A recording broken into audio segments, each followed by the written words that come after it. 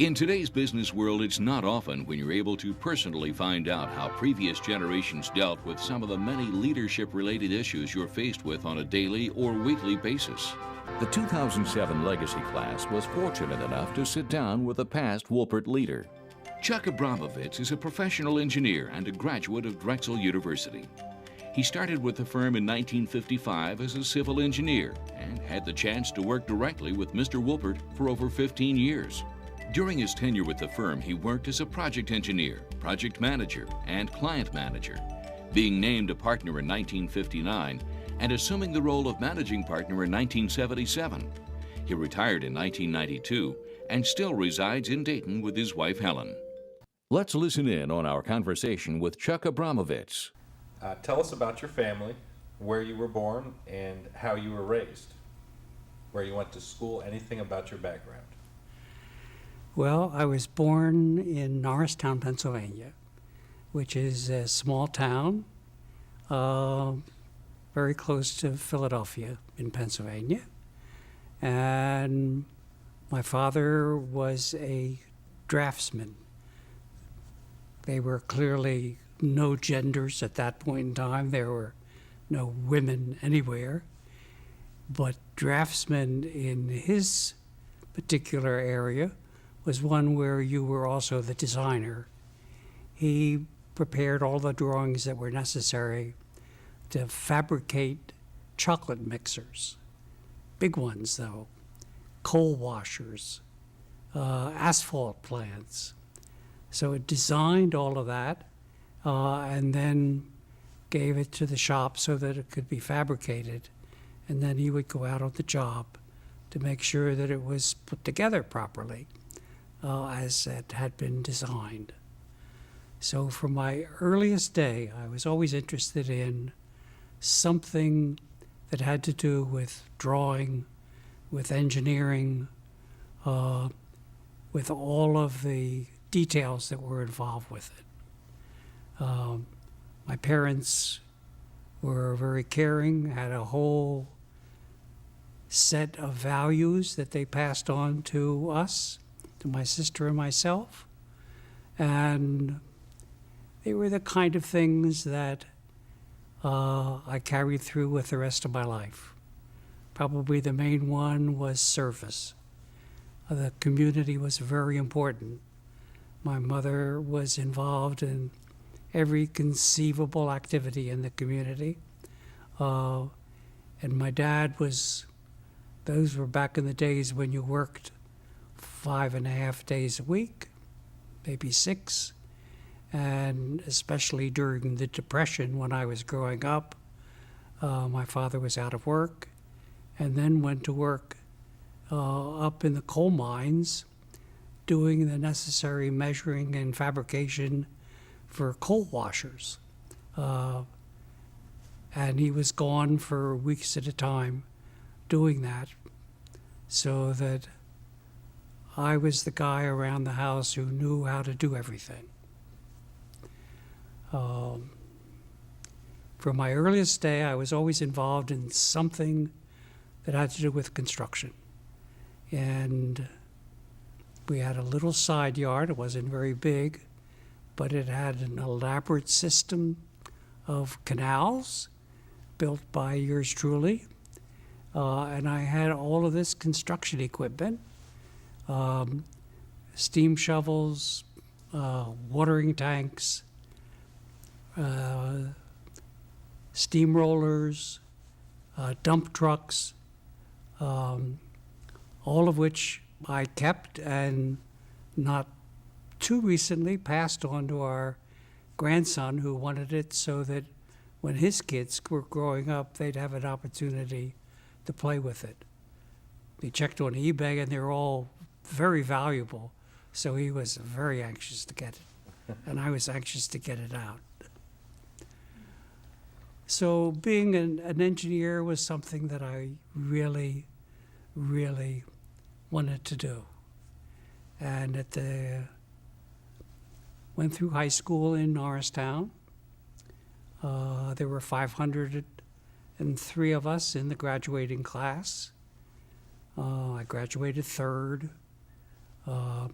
So in high school, I was good. In college, I began to disintegrate. But that was back in the days when there were quotas. And if you weren't of the right grouping of people, you couldn't get in. And if you weren't the right white male, you also couldn't get a scholarship. And they were very blatant about it. They told you right off, forget about it, unless you can pay the full freight, which of course we had no way of doing. You can't go. So I finally applied to Drexel and wanted to be a chemical engineer. And one of the reasons for Drexel was a co-op program, which meant that you could, after the first year, actually work your way through school. Because you could earn enough to keep you going, especially when you were living at home.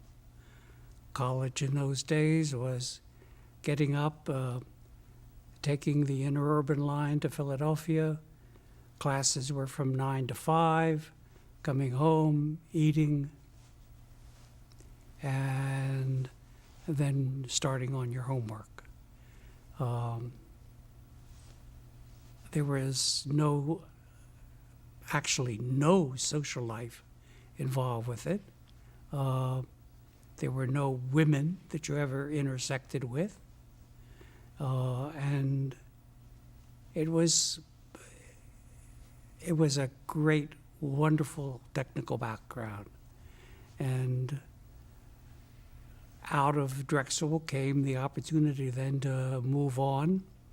The other thing that happened, which was very interesting, was that I wanted to be a chemical engineer, but they would not accept me as an applicant because the only place they had to employ chemical engineers was at DuPont, and DuPont would not hire anyone who was Jewish.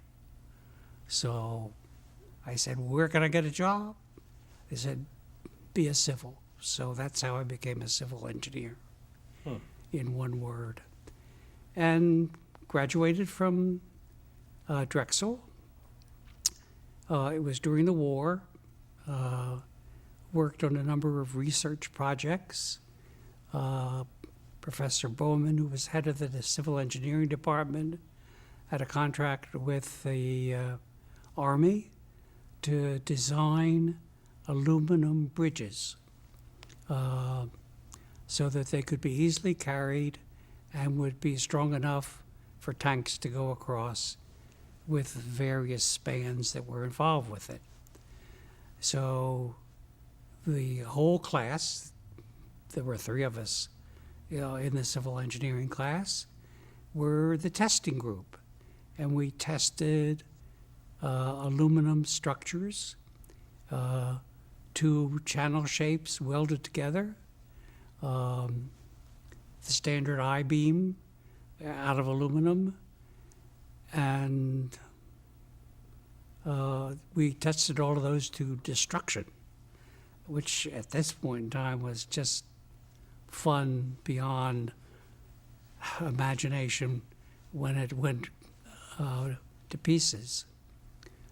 I remember one of the officers in the Army came in and said, how many holes can you cut in the web between the H section so that we can lighten it up a little bit more? Or can you just take the web out completely?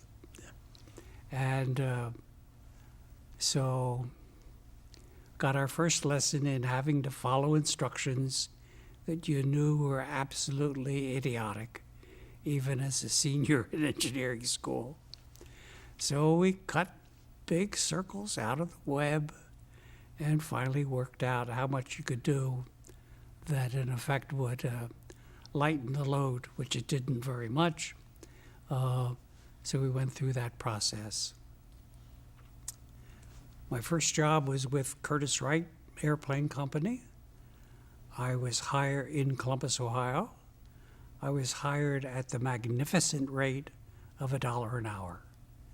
which in 1945 was a lot of money, and stayed until the end of the war, which was at that point in time just 2 months, and went to work for Burgess and Ipoh.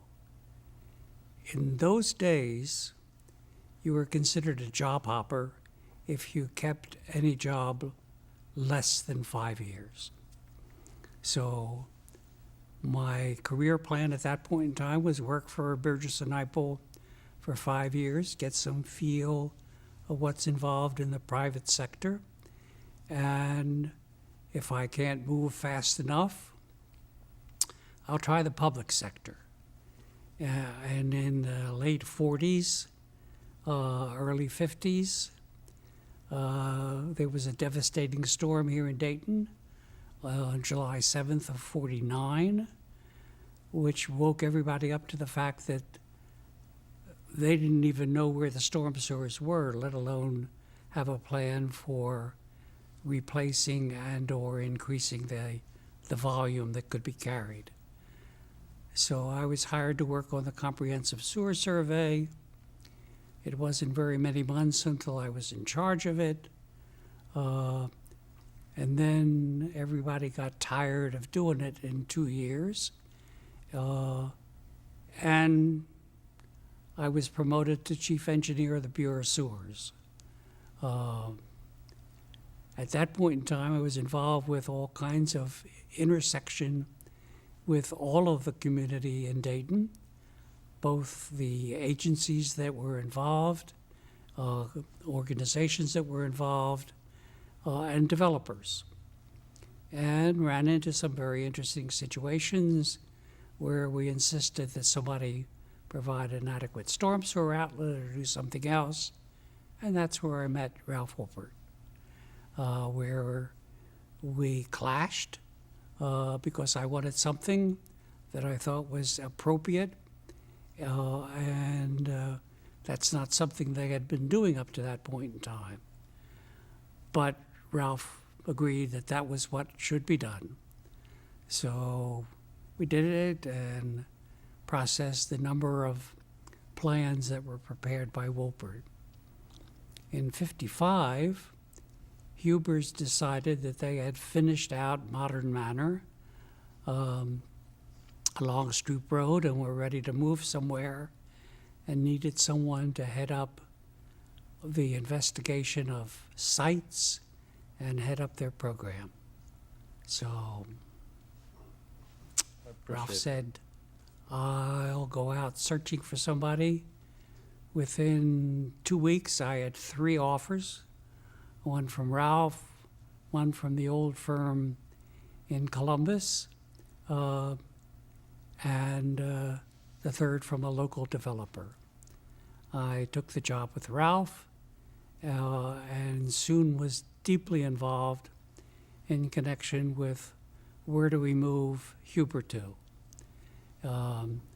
We had 1,000 acres under option south of town, south of what is now the Dayton Mall, in that whole area, and tried to get the county to cooperate in some way to extending sanitary sewer services. Water service was already nearby.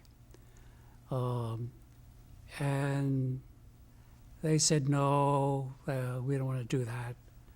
So we said, okay. So Bill Case, Dick Packard, and I became the key people to find Huber Heights. Bill was a real estate agent, lined up the farmers. He had a way, since he was a farm management expert, of getting people to understand what was necessary to put their land under option. Dick Packard was the attorney, and we said, we're not going to monkey with the local agencies. We'll form our own utility. People had formed water utilities before, but never sewer. So Dick Packard filed all the stuff that was necessary, and we were off and running with our own utility company, which was delightful because we were able to design it so that there were no pump stations into the main plant, and that we could, in effect, expand it at will.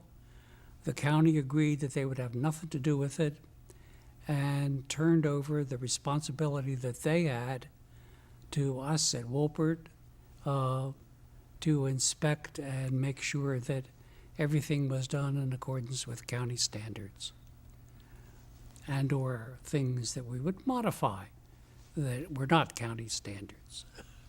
So that's how the beginnings of Huber Heights came into being, and the beginnings of my role at Wolpert in dealing with the private sector.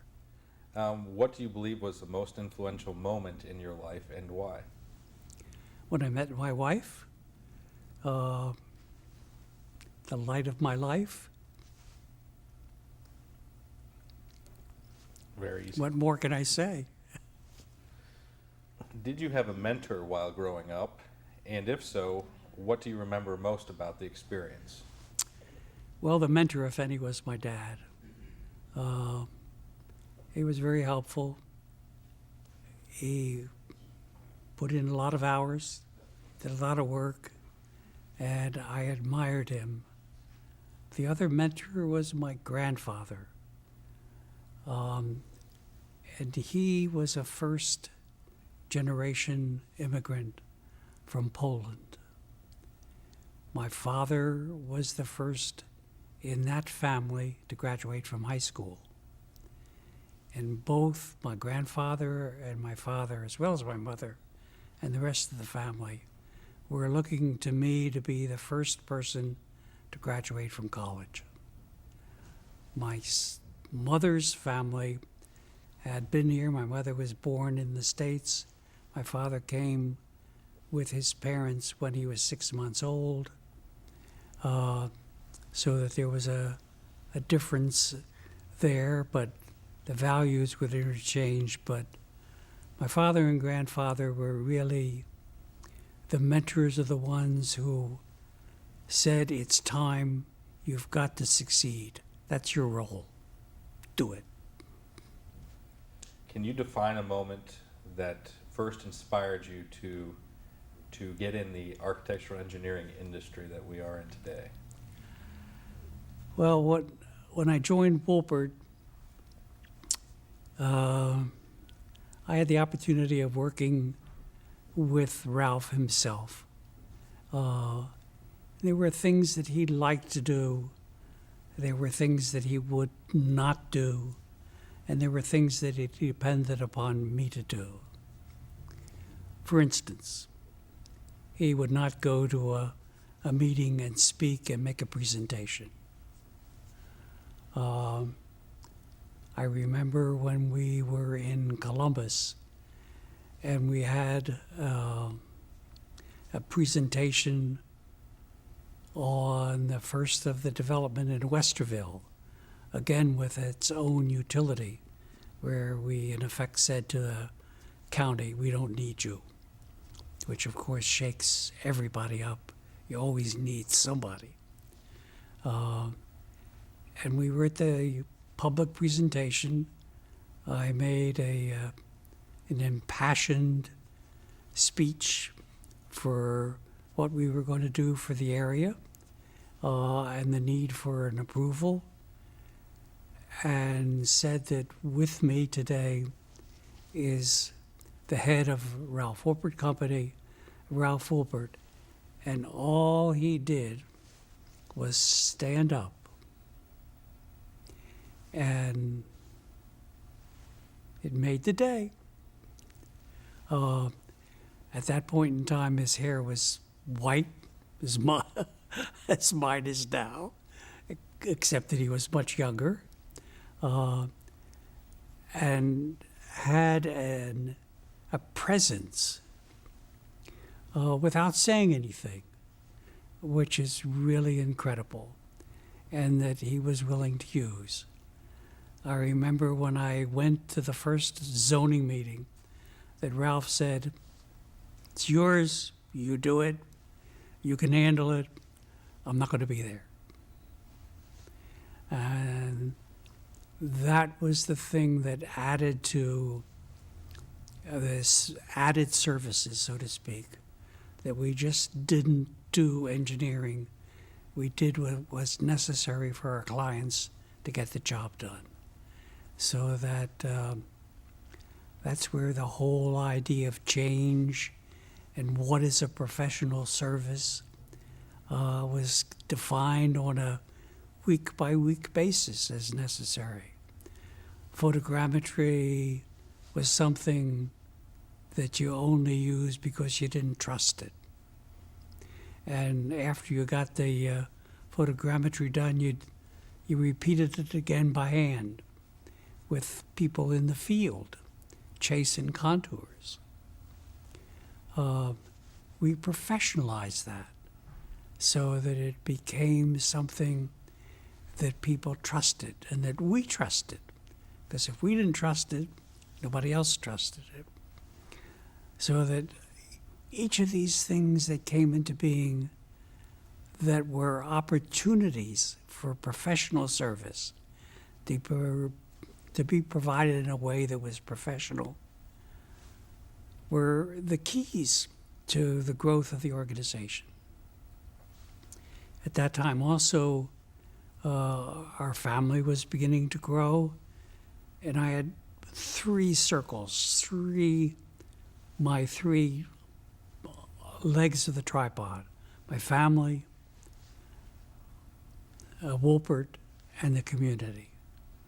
And at times they all three intersected, clashed in a number of cases, where I had to choose one or the other to get the job done.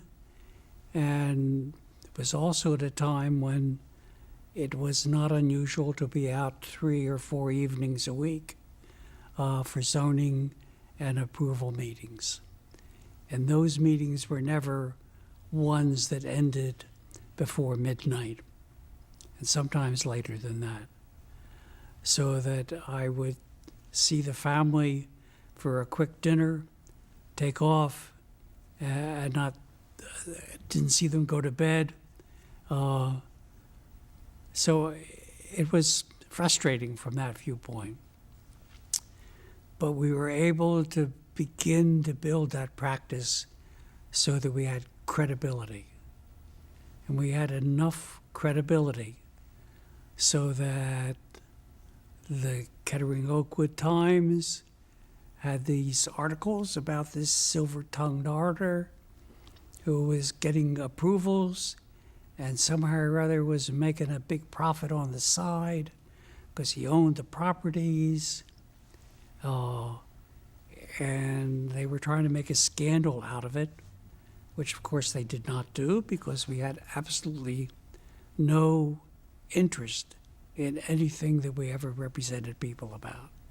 That was one of Ralph's keys. We had many opportunities to buy the property next door, which sold in a year later for big bucks as a filling station. We didn't do that. We made our dollars selling time on a hour-by-hour basis. If you couldn't do it that way, you didn't do it. So that was another value that came in quietly as we continued the practice. But we represented lots of different people who were in opposition with each other. I remember one day before the Planning Commission, there were like 6 items on the agenda from different people, and I was the guy who represented each one of them. So that you began to get a feeling with the government officials that you were working for, that they also trusted that you were bringing something that was good for the county or the city or whatever. And as these began to build, it enabled us to grow. And again, you know, as these things came and went, we had clients who came, built out, and disappeared. We had clients who stayed. And the big thing out of it for all of us, and especially for me, is that you had clients with whom you developed a very personal, professional relationship, which meant a great deal, both to them and to me, because you were able to, in effect, become a part of what they were doing and offer advice on the total project that you were involved with, so that you were sure that it would get done the way it had been designed. And that we could also say to the public agencies, here's what we promised, here's what you have, and it's exactly what we said it was going to be. You can go through a few of those, and you have the opportunities to move on to other things that you didn't have before. You had mentioned earlier that balance of time between family, work, and the community, and that's often something that many employees struggle with today. Any advice when you are trying to find that balance in your life? Well, at that point in time, the balance that was necessary was one that would increase the business, increase our visibility, because at that point in time, we were local, and it was only